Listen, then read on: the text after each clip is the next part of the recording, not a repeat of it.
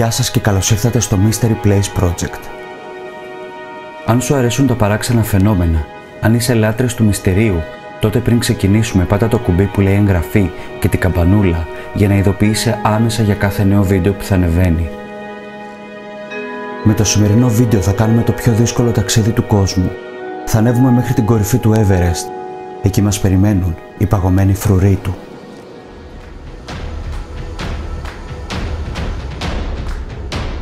Η ορειβασία είναι ένα πάθος, αλλά σίγουρα δεν είναι εύκολη υπόθεση, κυρίως δε όταν αφορά την αναρρίχηση στο Everest.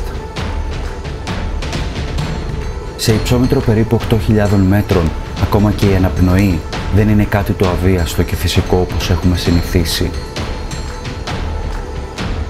Φανταστείτε πόσο δύσκολο είναι να επιβιώσετε με ψυχρούς ανέμους και κρυοπαγήματα και να κουβαλάτε και μια φιάλη οξυγόνου στην πλάτη. Πολλοί ορειβάτες έχασαν τη ζωή τους στο δρόμο μέχρι την κορυφή του Everest, προσπαθώντας να πετύχουν το όνειρό τους. Τα πτώματά τους εξακολουθούν να βρίσκονται παγωμένα εκεί, στο δρόμο προς την κορυφή του μεγάλου βουνού, απλούστατα επειδή είναι αδύνατο να ανακτηθούν υπό αυτές τις δύσκολες συνθήκες. Οι λόγοι που εκατοντάδες άνθρωποι έχασαν τη ζωή τους ή αυτή τους στην προσπάθεια είναι πολλοί και θα τους μάθουμε σήμερα μαζί. Η απειρία. Ο αριθμός των ορειβατών που δεν έχουν πείρα έχει αυξηθεί. Δεν υπάρχει απέτηση από την κυβέρνηση του Νεπάλ για τεστ ικανότητας, ούτε να έχει κάποιος ανέβει σε χαμηλότερες κορυφές πριν λάβει άδεια για να ανέβει στο Everest. Το γεγονός αυτό έχει οδηγήσει σε θανάτους που συνήθως αποφεύγονται από έμπειρους ορειβάτες. Μπήκαν σε μια κατάσταση που ήταν πέρα από τις ικανότητές τους, λέει ο Γκάρετ Μάντισον της Madison Mountaineering σχετικά με την πείρα κάποιων από αυτούς που έχασαν τη ζωή τους.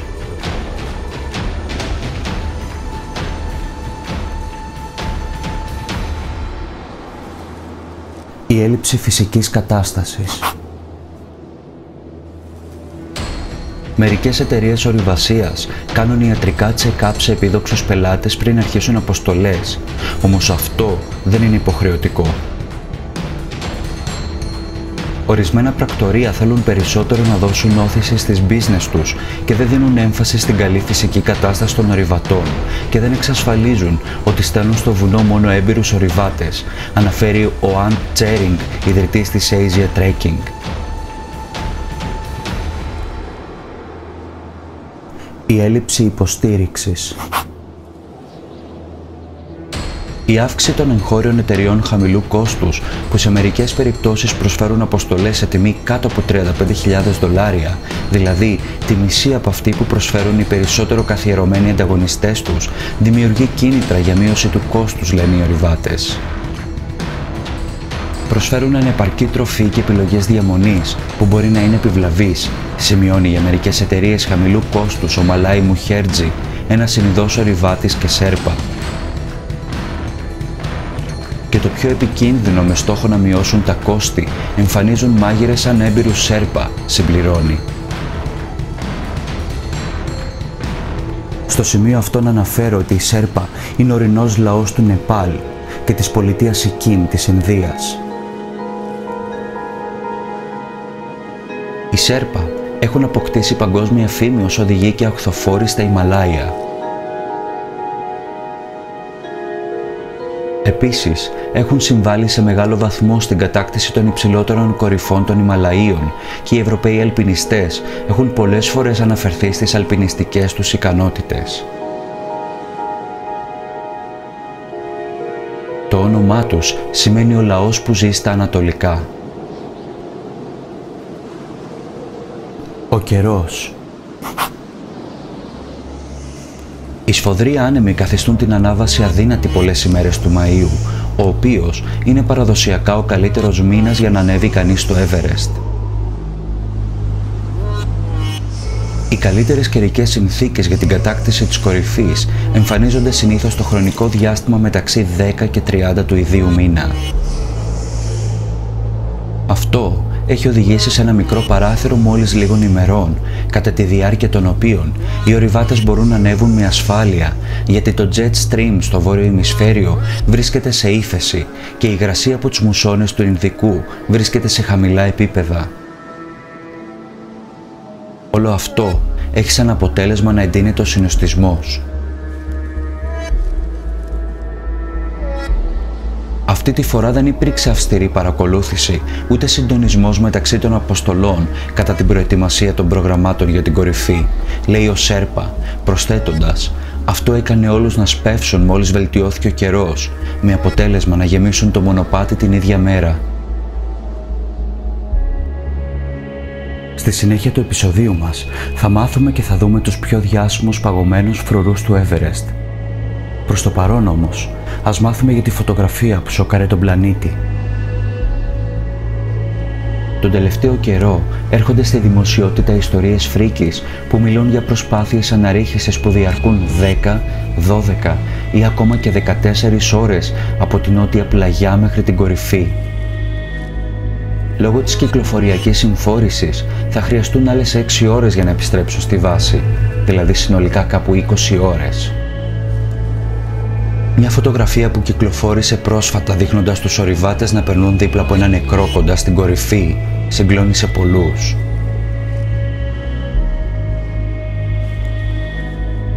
Ο άνθρωπος αυτός υπέκυψε λόγω έλλειψης οξυγόνου. Ο κίνδυνος στο Everest δεν πηγάζει κυρίως από τη δυσκολία της μορφολογίας του εδάφους, αλλά από την έλλειψη οξυγόνου. Από τα 7.000 μέτρα και πάνω, η περιεκτικότητα σε οξυγόνο φτάνει τα 40 με 47 εκτοπασκάλς, με αποτέλεσμα ο οργανισμός να μην μπορεί να δεσμεύσει το απαραίτητο οξυγόνο για να επιβιώσει. Ακόμα και αν η κίνηση του ορειβάτη είναι χαλαρή, το ανθρώπινο σώμα δεν μπορεί να αντέξει για πολύ τέτοιες συνθήκες. Όλα αυτά κάνουν τους ορειβάτες να σέρνονται, να αποπροσανατολίζονται, να νιώθουν κουρασμένοι και να πονούν σε διάφορα όργανα. Ο Καναδός ορειβάτης που ανέβασε τη σοκαριστική φωτογραφία σε μια συνέντευξή του αναφέρει «Περάσαμε πάνω από 60 άτομα τη νύχτα και φτάσαμε στη νότια κορυφή αμέσως μετά την Ανατολή. Ξαφνικά, ο ουρανός άνοιξε. Η ομίχλη και η συννεφιά διαλύθηκαν και αποκαλύφθηκε όλη η λαμπρότητα του κόσμου κάτω από τα πόδια μας. Το Hillary Step βρισκόταν μπροστά στα μάτια μας και η ομάδα των ορειβατών πλησίαζε το τελικό ορόσημο κάτω από την κορυφή του κόσμου. Οι θερμοκρασίες υπό του μηδενός και το χαμηλό επίπεδο οξυγόνου στην ατμόσφαιρα μας είχαν επηρεάσει όλους. Με το μυαλό να υποφέρει από την υποξία και τα άκρα μου διασμένα από την κούραση, όλοι κάναμε κουράγιο για να τα βγάλουμε πέρα σε αυτή την κατάσταση ζωής και θανάτου. Το φως της αυγής είχε αποκαλύψει την πύλη προς την κορυφή του Everest και παράλληλα έναν άνθρωπο που είχε χάσει τη ζωή του. Είμαστε όλοι εδώ, κυνηγώντας ένα όνειρο και κάτω από τα πόδια μας υπάρχει ένα άψυχο κορμί. Αυτό έχει καταντήσει λοιπόν το Everest. Ποια είναι η ζώνη του θανάτου και γιατί οι ορειβάτες την έχουν ονομάσει έτσι? Είναι λοιπόν φυσικό ότι δεν είναι δυνατή μια πολυήμερη παραμονή σε αυτό το υψόμετρο, στη ζώνη του θανάτου όπως αποκαλούν οι ορειβάτες στην περιοχή πάνω από τα 7.000 μέτρα υψόμετρο. Πάνω από 8.000 μέτρα η περιεκτικότητα σε οξυγόνο είναι τόσο χαμηλή, ώστε η επιβίωση είναι εξαιρετικά απίθανη μετά από 48 ώρες. Πολλοί γιατροί λένε ότι ακόμα και 24 ώρες παραμονή σε αυτό το επίπεδο οδηγεί αναπόφευκτα στο θάνατο. Το πρόβλημα της κυκλοφοριακής συμφόρησης στην υψηλότερη κορυφή του κόσμου δεν είναι καινούριο, αλλά δυστυχώς δεν συγκινεί τους ταξιδιωτικούς πράκτορες και πάνω απ' όλα τους υπεύθυνους πολιτικούς του Νεπάλ. Οι αρχές του Νεπάλ απαιτούν 11.000 ευρώ από κάθε ορειβάτη που θέλει να πάρει άδεια να ανέβει στο Everest, το οποίο είναι ένα πολύ σημαντικό ποσό σε ξενονόμισμα για τη μικρή φτωχή χώρα. Για τους οργανωτές ορειβατικών εκδρομών τα κέρδη είναι πολύ περισσότερα. φτάνουν ανά πελάτη από 40.000 έως 70.000 ευρώ. Μια επιχείρηση που κανείς δεν θέλει να χάσει, όπως γράφει η Frankfurter Rundschau. Οι κίνδυνοι αυξάνονται επίσης με τις σοβαρές τεχνικές ελλείψεις που υπάρχουν.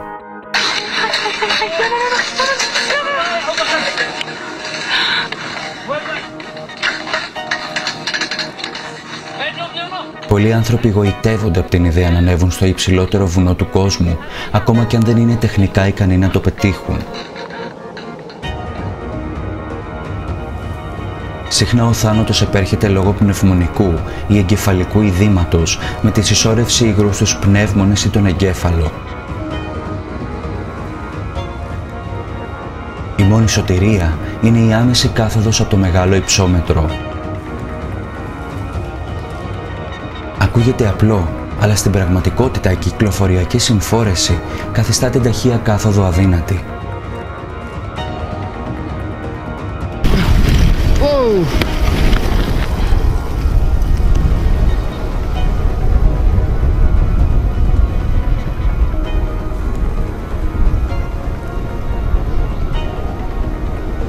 Στη ζώνη του θανάτου έχουν θαυτεί περισσότερες από 150 σωροί ορειβατών του Everest.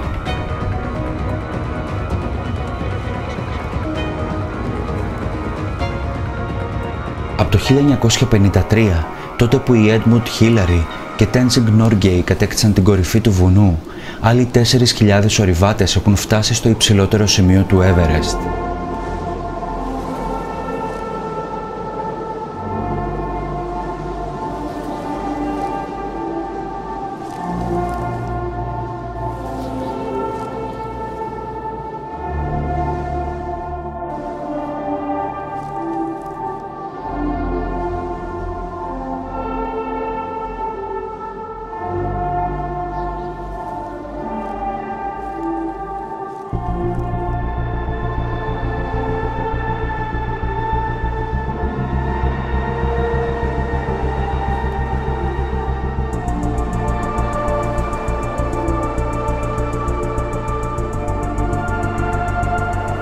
Γύρω στους 300 υπολογίζονται οι ορειβάτες που έχουν χάσει τη ζωή τους τις τελευταίες 6 δεκαετίες, επιχειρώντας να φτάσουν στην κορυφή του Everest.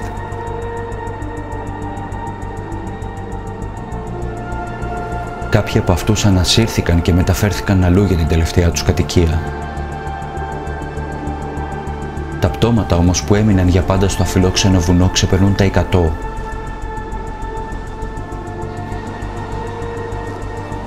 Κάθε χρόνο το χιόνι λιώνει με όλο και πιο ραγδαίους ρυθμούς, με αποτέλεσμα να αναδύονται διαρκώς πτώματα από τους πάγους, δηλώνει στους New York Times ένας βετεράνος ορειβάτης που έχει ανέβει στην κορυφή 24 φορές.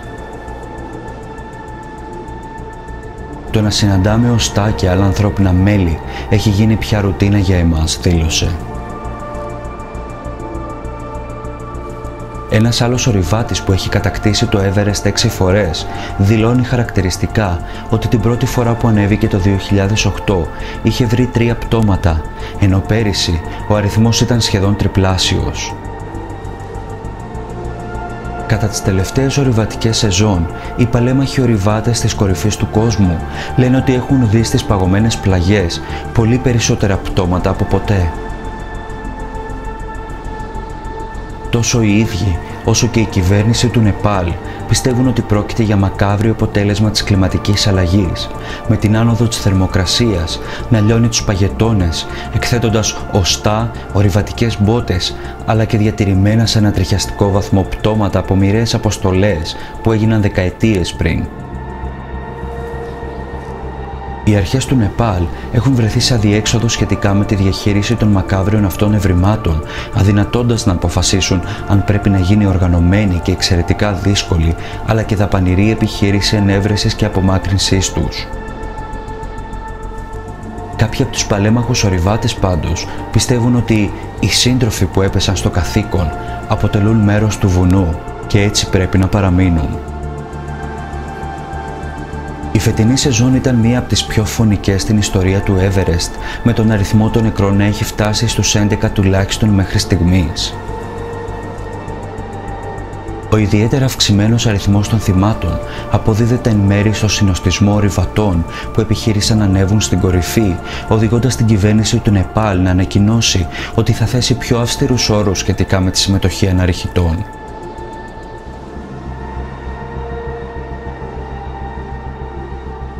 Τα πιο πρόσφατα θύματα είναι ένας Βρετανός και ένας Ιρλανδός. Ο Βρετανός ορειβάτης Ρόμπιν Φίσερ, 44 ετών, έφτασε στην κορυφή, αλλά κατέρρευσε στην κατάβαση μετά από μόλις 150 μέτρα. Στη θιβετιανή πλευρά του βουνού, ο 56χρονος Ιρλανδός είχε αποφασίσει να κατέβει πριν αγγίξει την κορυφή, αλλά πέθανε μέσα στη σκηνή του στο βόρειο πέρασμα στα 7.000 μέτρα περίπου. Did you see where you're going, Robin? Going to the top. I'm going via the icefall, which, should be a trip to remember. Definitely. 6 trips to remember. 6 trips. 6 maybe. 6 or 8.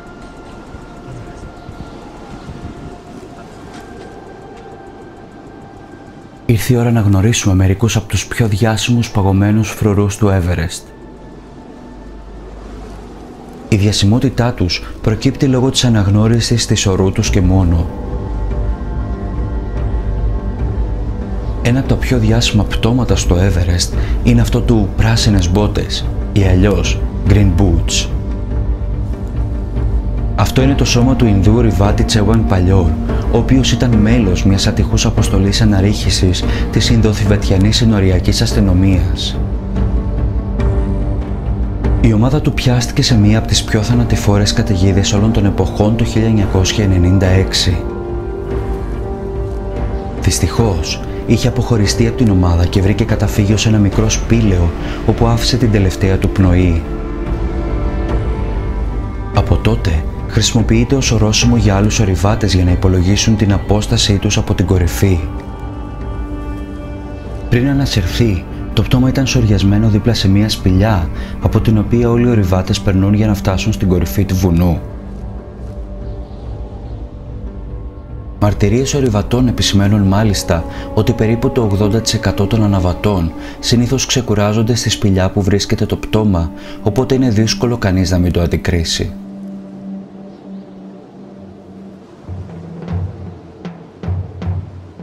Ο George ήταν ο πρώτος ορειβάτης που προσπάθησε να ανέβει στο Everest το 1924, αλλά το σώμα του δεν είχε εντοπιστεί μέχρι το 1999. Αν είχε επιζήσει, μπορεί να ήταν ο πρώτος άνθρωπος στον κόσμο που θα έφτανε στην κορυφή. Το πρωί της 8ης Ιουνίου, ο George Mallory και ο Andrew Irvine ξεκίνησαν την ανάβασή τους στην κορυφή του Everest. Από πίσω τους βρισκόταν ένας άλλος ορειβάτης της αποστολής, ο οποίος ήταν ο τελευταίος άνθρωπος που τους είδε ζωντανούς. Κατά τη 1 το μεσημέρι, απήχαν 800 μέτρα από τη βορειοανατολική κορυφή.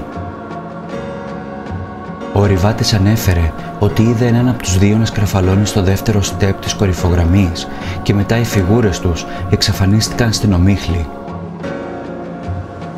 Από εκείνη την ημέρα, τα ίχνη τους χάθηκαν. Το 1924, ο Μάλορι ήταν 38 ετών και πίστευε ότι ήταν η τελευταία του ελπίδα να κατακτήσει το ψηλότερο βουνό του κόσμου. 2 χρόνια πριν είχε συμμετάσχει στην πρώτη ορειβατική αποστολή στα Ιμαλάια και το 1922 ήταν ο πρώτος που ανέβηκε στα 8.225 μέτρα χωρίς οξυγόνο. Το 1933 είχε ανακαλυφθεί η ραβδοσκαπάνη του Irvine κοντά στο βράχο, ο οποίος είναι γνωστός ως το πρώτο βήμα. Το 1991 βρέθηκε μια φιάλη οξυγόνου που άνοικε πιθανόν στον Irvine. Το 1975 ο Κινέζος ορειβάτης Wang Hongbao βρήκε κατά τη διάρκεια μιας κινέζικης αποστολής στο Everest ένα άψυχο σώμα. 4 χρόνια αργότερα ανέφερε σε έναν άλλον ορειβάτη ότι είχε βρει το νεκρό σώμα ενός Άγγλου στα 8.100 μέτρα. Όταν τον ρώτησαν πώς ήξερε ότι ήταν Άγγλος, απάντησε πως φορούσε τυράντες. Ο Κινέζος έχασε τη ζωή του σε μια χιονοστιβάδα μια μέρα μετά την αναφορά του για το σώμα. Πέρασαν πολλά χρόνια μέχρι να στείλουν αποστολή για την αναζήτηση των πτωμάτων των Βρετανών ορειβατών. Το 1999, ο Κόνραν Άνκερ, ένας διάσημος ορειβάτης, βρήκε στα 8.157 μέτρα ένα άψυχο σώμα.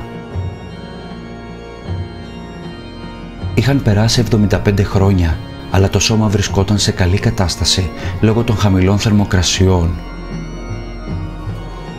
Ήταν ξαπλωμένο μπρούμητα και τα πόδια βρίσκονταν σε κατηφορική θέση, εκ των οποίων το ένα ήταν σπασμένο. Βρισκόταν πολύ κοντά στο σημείο που είχε βρεθεί η ραβδοσκαπάνη του Ιρβάιν, γι' αυτό αρχικά νόμιζαν ότι άνοικε στον 22χρονο ορειβάτη.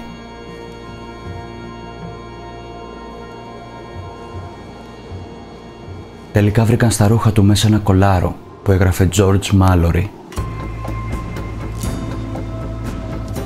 Πιθανόν ο ένας από τους δύο γλίστρισε και παρέσυρε και τον άλλον στον γκρεμό, καθώς ήταν δεμένοι μεταξύ τους.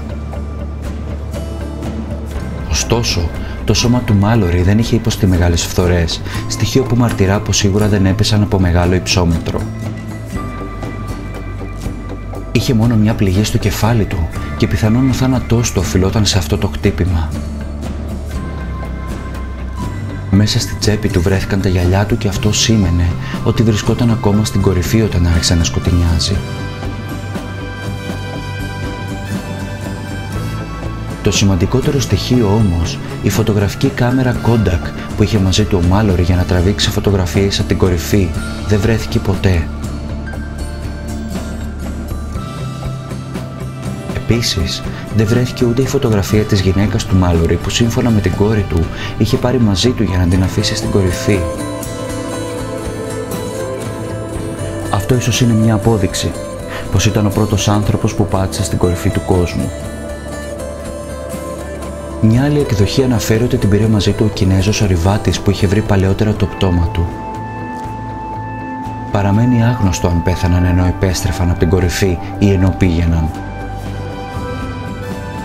Το γεγονός πως είχαν φτάσει τόσο ψηλά, σε μια περίοδο που τα μέσα δεν το επέτρεπαν, ήταν από μόνο του ένα κατόρθωμα. Αν δεν έφτασαν στην κορυφή, το σίγουρο είναι ότι έφτασαν πρώτοι στο πιο ψηλό σημείο του Everest. Όταν ένας δημοσιογράφος είχε ρωτήσει το Μάλορι γιατί ήθελε να ανέβει στο Everest, του έδωσε την αφοπλιστική απάντηση «Γιατί είναι εκεί».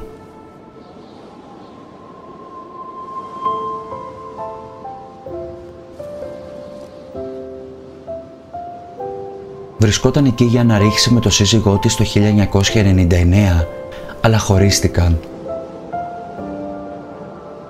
Καθώς αναζητούσαν ο ένας τον άλλον, ο σύζυγος πέθανε από πτώση από ένα απότομο βράχο, ενώ αυτή πέθανε από κρυοπαγήματα. Το σώμα του συζύγου της ανακτήθηκε το 2000. Δύο άλλοι ορειβάτες που ήταν στην ομάδα της Francis επέστρεψαν στο Everest το 2007 και κάλυψαν τη σωρό της με μια σημαία για να της προσφέρουν έναν πιο αξιοπρεπή χώρο ανάπαυσης. Η Francis ήταν η πρώτη Αμερικανίδα γυναίκα που επιχείρησε να ανέβει στο Everest χωρίς τη χρήση φιάλης οξυγόνου.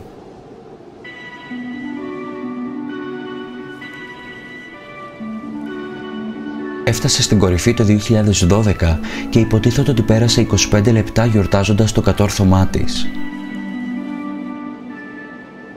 Αλλά ενώ κατέβαινε από την κορυφή, ξέμεινε από οξυγόνο και πέθανε λόγω εξάντλησης. Το σώμα της εξακολουθούσε να βρίσκεται 300 μέτρα κάτω από την κορυφή, καλυμμένο με την καναδική σημαία, μέχρι πριν λίγα χρόνια, όταν μια ειδική ομάδα ορειβατών κατάφερε με αρκετή δυσκολία να μεταφέρει το άψυχο σώμα μέχρι το πρώτο σε πρόσβαση από ελικόπτερο σημείο και στη συνέχεια μεταφέρθηκε στην πρωτεύουσα του Κατμαντού στο Νεπάλ, όπου τη σωρό παρέλαβε η οικογένειά της.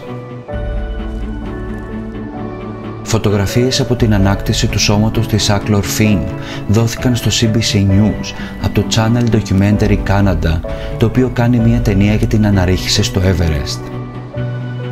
I'm doing this thing because I wanted to give a message that follow your dream. You have one life, live your life.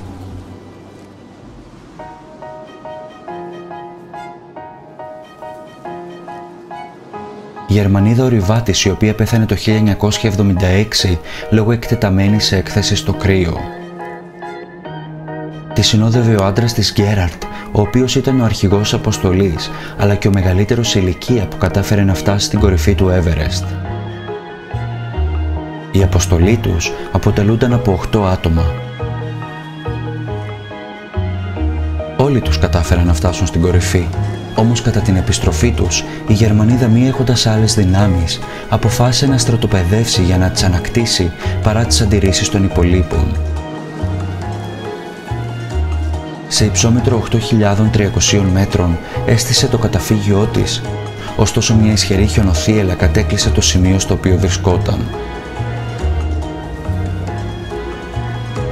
Πιστεύετε πως αποκοιμήθηκε προσπαθώντας να ξεκουραστεί, στηριζόμενη στο σακιδιό της, όμως δεν ξύπνησε ποτέ.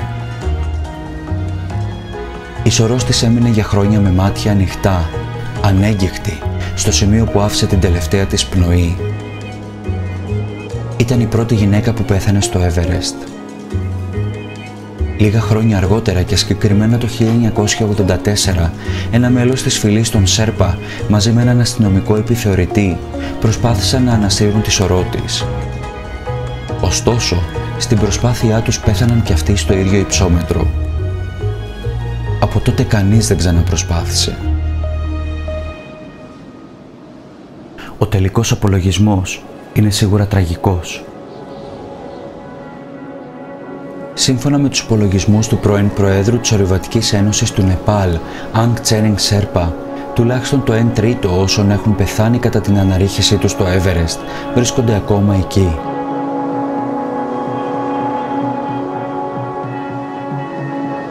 Κάποιον τα πτώματα είναι διαμελισμένα από τους χιονοστιβάδες και διασκορπισμένα σε διαφορετικά σημεία του βουνού.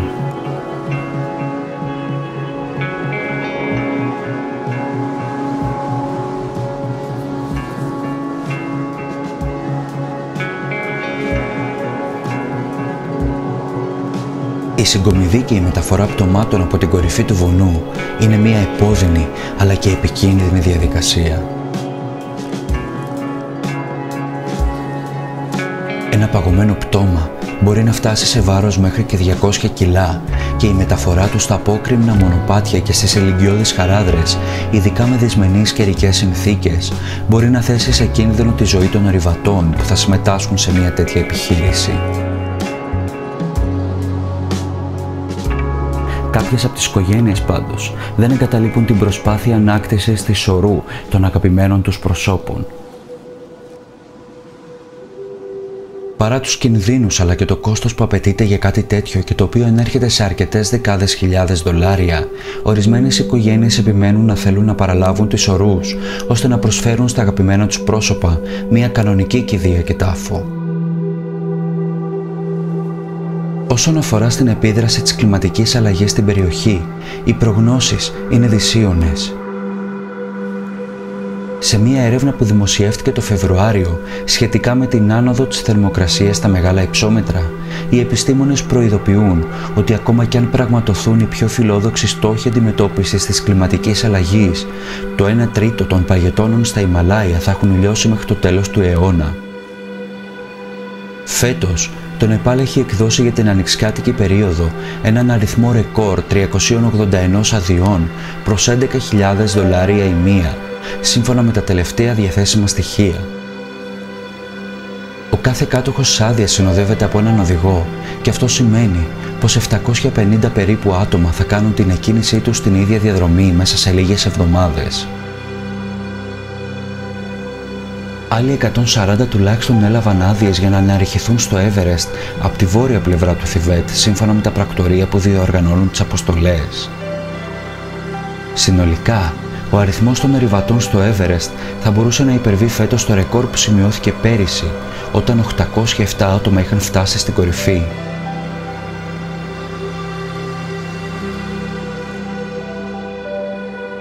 Σας ευχαριστώ που ταξιδέψαμε μαζί μέχρι την υψηλότερη κορυφή του κόσμου για να γνωρίσουμε το Everest και τους παγωμένους φρουρούς του. Όσοι θέλετε και είστε λάτρες του μυστηρίου, πατήστε εγγραφή στο κανάλι μου και την καμπανούλα για να ειδοποιήσετε για κάθε νέο βίντεο που θα ανεβαίνει. Επίσης, αν σας άρεσε το βίντεο, πατήστε ένα like και share και κάντε ένα σχόλιο για τυχόν θέματα μυστηρίου που θα θέλετε να δείτε. Μέχρι την επόμενη φορά, γεια σας.